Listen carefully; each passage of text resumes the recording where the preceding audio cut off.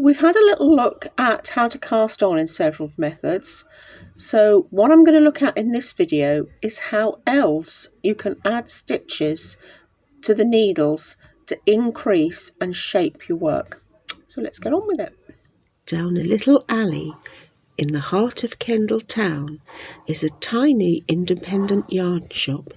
Welcome to the wonderful world of the kitten and the goat. The first and the most obvious way to increase your stitches is to cast on at the beginning of a row. This is double knitting, 4mm needles, and when you cast on at the beginning of a row, you literally cast on and put it on the front. The abbreviation is CO at the beginning of the row, and it'll tell you how many stitches. It might tell you to do 2 stitches. You just do that. If you're casting on for a sleeve or from something like that, you might be doing a lot of stitches. If you're just casting on to shape upwards at the side of a jumper, it'll probably only be 1. And then literally you just knit back across the row and it becomes part of it. It's not the prettiest way to add stitches because you do get a bump. Even if you've just cast on 1 at the beginning of the row, you do get a noticeable little bump. But you just work across, knitting as you do normally, and you've increased. The casting on technique also works if you're doing a purl row. You pretend as if you're making a purl stitch, and then you put it on. It's not critical if you're sewing seams together because it will get lost in the sewing up, but it does keep all the bumps at the back neatly where they should be.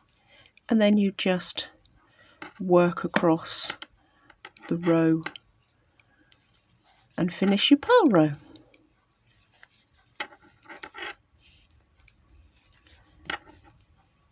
You get a little bump like that, you see. The next one we're going to look at is to increase. The abbreviation is INC, and it usually just says ink and expects you to know what to do. It's also called knit front back. So it's usually done on the second stitch so that you get a smoother line. You knit into the front, pull your stitch through. Do not take it off the needle. You turn your needle to the back and you put it in the back stitch and you knit again. So you've made 2 stitches like that, and then you just knit across like that. See, it's a little bit neater. It hides itself away on that second stitch there, and you just keep going to the end of the row. Can you work the increase on a purl row? Yes, you can. It's a little bit more tricky and it's a slightly different technique. You purl your first stitch, you put your needle in, put a purl for your second stitch. Now you've got to gently slide that off, turn the needle round and catch it back on the tip. Hang on to it like crazy because it's very slippery at this stage where you're pulling it. You bring the needle to the front, you put it in there, round to work your purl stitch, hang on tight to it, and you pull through, and there's your purl. I'll show you again. You put your needle in, you work your purl stitch, slowly slip that off there, catch the other side of the stitch with the point of the needle, hang on to it, bring that to the front, put it through and work a purl stitch in like that, and you've created 2 stitches from the one, and then you just purl to the end of the row like that. There we go. There's one more way to increase stitches on the row that we're going to look at today, and that is make one. The abbreviation is M1.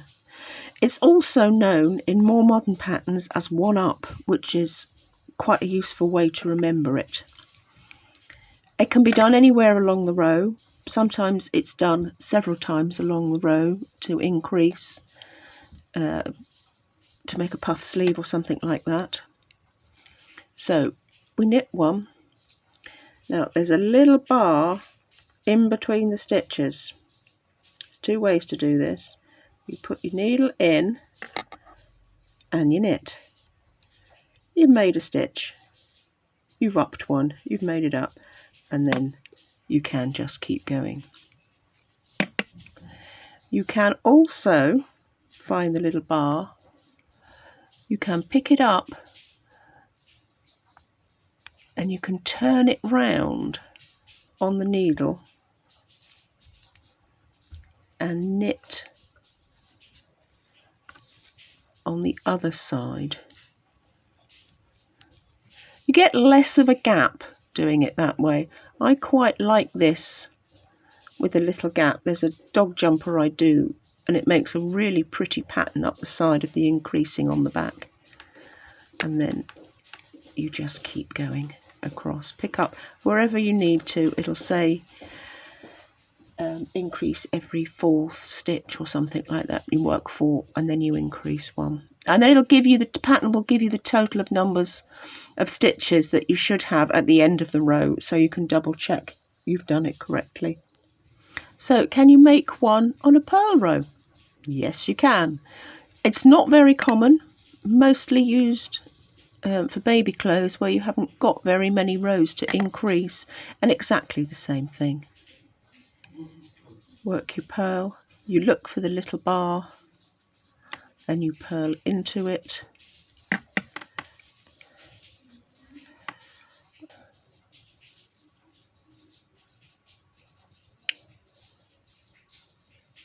Look for the little bar, pick it up,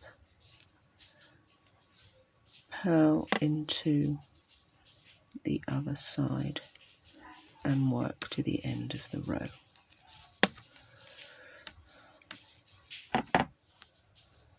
And here we have our increases. The cast on, you can see, makes quite a big bump. Knit front back is quite well hidden in there. Increase, that's the one that makes the hole, and then the other increase is reasonably well hidden in there. So that's the main ways to increase stitches on your knitting needles. Thank you for watching.